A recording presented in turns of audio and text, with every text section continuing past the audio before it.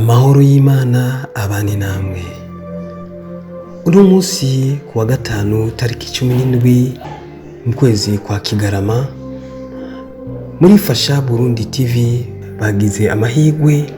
yo kugaburira imiryango igera 60. Bamwe mu ba diaspora bari muri Australia bamaze kumva kamo batewe na Fasha Burundi TV bariyungunganyije batanga imfashanyo yabo kugira ngo ishikire abo bakene bashonje. Fasha Burundi TV rero yazindukiye uno munsi ku kivi igaburira imiryango ishika 60.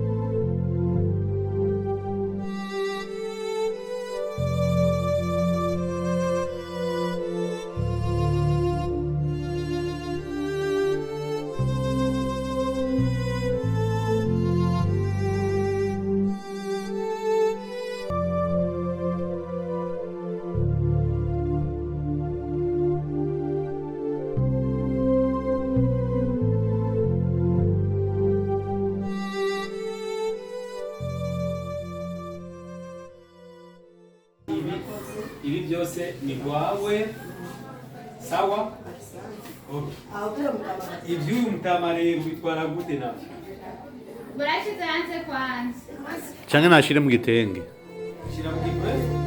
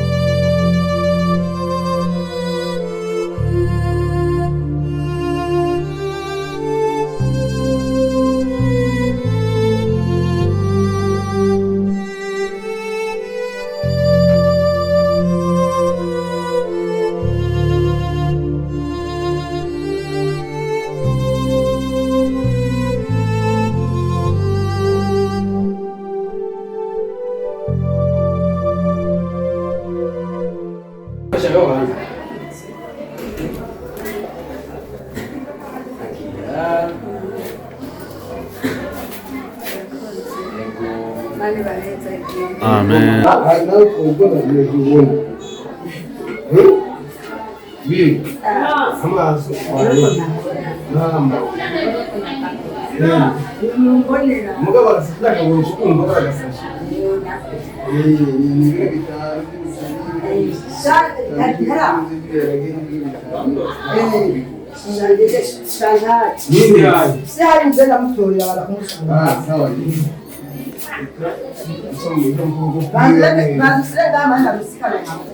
Oh yeah, pata kwanza.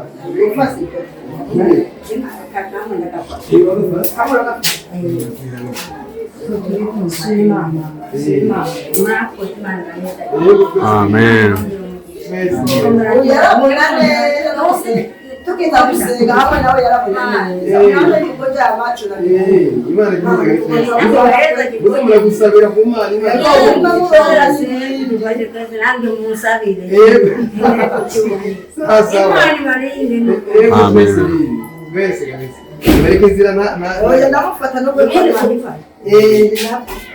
Akamwemwe kari kose muri iyo miryango ishika 60. ubumuga bw'amaguru, umugabo ufite ubumuga bw'umutwe aha turarondera no musayi tukawubura kugira ngo twiyungunganye dushobore kuva umuntu hasi dushobore kuza kurangara ngo gasabune cyangwa gaswari umwana ariko kubera ikibazo turondera umusayi tukabura twagomba no gusaba nanone fasha Burundi mu vyikora ko abashoboye kugira icyo bakora yo gufasha gatahe n'ukuri kuko benshi bene turabufize mugabo tukabona ingene dukora umutayi tukarondera tukabura ugasanga urarondeye mugabo urondera tukaracho kabana ariko kifuza ati no kora iki mugabo urazukana kubona kandi umutayi tukawubura ico naco nifuza turazugeye bafise imigambi nkaje narize umwuga wo kubarira mugabo naravuga mashini aho ubundi mashini ndayirose yofata cyane kuko ndaronka kajya gasukari kajya gasabune ngo ibyo kudandaza ndabishoboye mugabo mugabo umutahe narawumuze kuko je uburuga bwaje mbona bwaje nkuze nzi ibintu n'ibindi nicyo gituma rero nico ndagishikije kugira ngo ejo hirya yesu fasha Burundi imana niyagiye kikoze ibanda bitwe ariko rero nubwo biruko reka tubanze dushime icyo turonse no muntu bikwereka ko n'ibindi biri mu nyuma yego n'ibindi biri mu nyuma urabona ko tugenda byumva ingorane nyinshi ibi byose fasha Burundi twatuyi ni imana yabikoze no fasha Burundi rero fasha Burundi ndayitse icyo kibazo nukuri amafaranga n'ibintu bitatworohera kabone n'imana nayo urabona ko ziracisha muri za nzira zayo zirenga igihumbi ica igenda iracisha mu nzira imwe yose sinarize ko ahantu hahuriye n'abantu bangana gutya icyo gituma nizeye ko n'uburyo bwo kurigenza kugira ngo imana izoziranye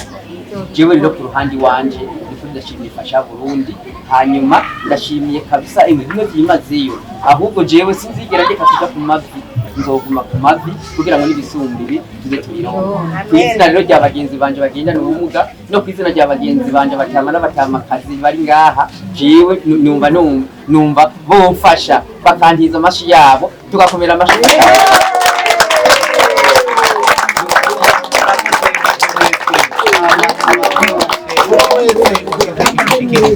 reka uburyohe ni bwose kuva mu mutima mpaka mu mashusho yacu hama mtama nkaba ndaguhumurije ndakubwiye nifasha Burundi buriya turi hamwe ahubwo dushaka kugarura wa muco mwiza uryoshe wa muco w'ikibiri aricyo cyari ikintu nyamukuru burya aharumu byose birashoboka twese turi kumwe kandi Imana ntacyo utazoshobora fasha Burundi yaje kugani tuzogerageza uko nyine turagerageza kugashika aho icyo kibazo natwemeje yuko tugiye kugishika nawe wese ahuri turazi yuko dukurikiranwa n'isi nzima fasha iyo ufashije uba wifashije uba wiyandikije uba wibikiye byinshi tubafashe bakiri bazima fasha iwanyu uteze imbere iwanyu kuko buriya iyo uteje imbere w'iwanyu uba wifashije wenyine naco ubuhunzi turabashimye mwebwe mwese aho muri amahoro y'Imana basansagaremo murakoze bamaze kuronka ibyo bifungurwa arayafise udutege bavuga bati nyabuna reka tunyaragase turayo kuno munsi abana boronka icyo rirenza hakaba n'abandi n'agatege batagira kugira ngo batware ibyo biro 15 bamwe bakavuga bati yamara fasha Burundi ubaye mwiza aba muzima nyabuna nimudufashe twebwe n'agatege twifitiye kugira ngo dushikane bindi zino mfungurwa mwaduhaye fasha Burundi TV mutanka fasha Burundi TV bitumwako ati icyo nicyo tunanira bafata bamwe mu badafise intege zo gushikana ibyo biro 15 muhira bashikana mu ngo zabo Imana ihezagire abo bose bitanze kugira ngo iyo miryango ironke icyo rirenza Imana ihezagire fasha Burundi TV urakora neza wirenganire uzurindire amashimwe urakora neza wirenganire uzurindire amashimwe uzobashimisha bose nawe ukora neza ibihe byose